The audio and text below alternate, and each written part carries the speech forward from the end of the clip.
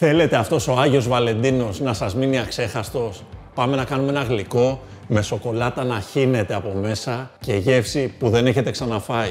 Ζουμερό, ελκυστικό, πεντανόστιμο, ένα λάβα κέικ που δεν έχετε φανταστεί. Πάμε να ξεκινήσουμε με αυτό που θα γίνει ρευστή σοκολάτα όταν φτιάξουμε το γλυκό μας. Με τη γέμιση, ας πούμε. Θα κάνουμε μία γκανάζ απλή βασική σοκολάτας. Έρχομαι να ανοίξω τις καινούργιες εστίες της LG. Βάζω μέσα την κρέμα γάλακτος και ζεσταίνω μέχρι το σημείο του βρασμού. Τρομερές εστίες, ζεσταίνονται απίστευτα γρήγορα. Κοιτάξτε πότε έβαλα την κρέμα γάλακτος και πότε ζεστάθηκε. Είναι συγκλονιστικό και μάλιστα συνδέεται και με Wi-Fi για να παίζετε και να κάνετε τις ρυθμίσεις που σας αρέσουν. Λοιπόν, είμαστε έτοιμοι. Κλείνουμε την εστία και προσθέτουμε σε κλειστό μάτι την κουβερτούρα που έχουμε ψιλοκόψει. Ανακατεύουμε με μία μαρίς, η καυτή κρέμα γάλακτος με την κλασική κουβερτούρα κάνουν μία πολύ ωραία γυαλιστερή γκανάζ. Τι κάνουμε? Παίρνουμε ένα μπολ, έχουμε στρώσει μεμβράνη, αδειάζουμε μέσα την γκανάζ μας και κλείνουμε με τη μεμβράνη από πάνω, δεν θέλουμε να πάρει υγρασία. Θα τοποθετήσουμε στην κατάψυξη, να παγώσει, να σφίξει γκανάζ και θα έρθουμε να κάνουμε την υπόλοιπη συνταγή μας. Πάμε να κάνουμε το μοελέ. Πρώτα απ' όλα θα ξεκινήσουμε με την γκανάζ που θα κάνουμε σοκολάτα βούτυρο. Ξεκινάμε λοιπόν. Αυτό που θα δείτε είμαι σίγουρος ότι δεν έχετε συνηθίσει να το βλέπετε. Εγώ ανάβω τώρα το μάτι εδώ στις εστίες της LG και σε ένα δευτερόλεπτο το νερό βράζει. Αυτά δεν γίνονται, αυτά είναι Star Trek.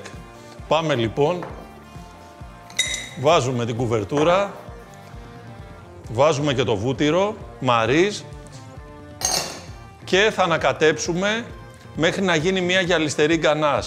Δεν ξεκινάμε τα αυγά με τη ζάχαρη γιατί θέλουμε να γίνει γκανάζ και να την αφήσουμε στην άκρη να πέσει θερμοκρασία. Μεγάλη εξοικονόμηση χρόνου αυτές οι εστίες της LG.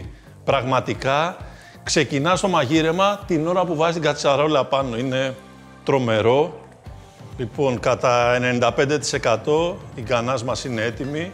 Κλείνω το μάτι γιατί έτσι κι αλλιώς και εδώ που θα αφήσω τώρα να ξεκουραστεί και να πέσει θερμοκρασία, μέχρι να πέσει θερμοκρασία, αν έχει μείνει κάποιο υπόλοιμα σοκολάτας, θα λιώσει.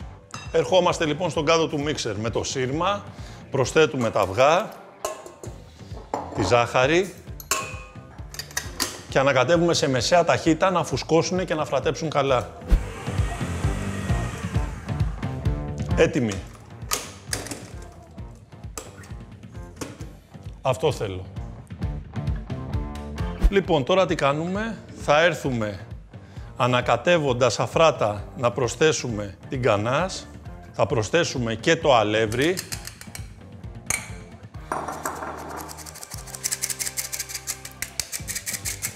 Και θα ανακατέψουμε αφράτα όπως είπαμε.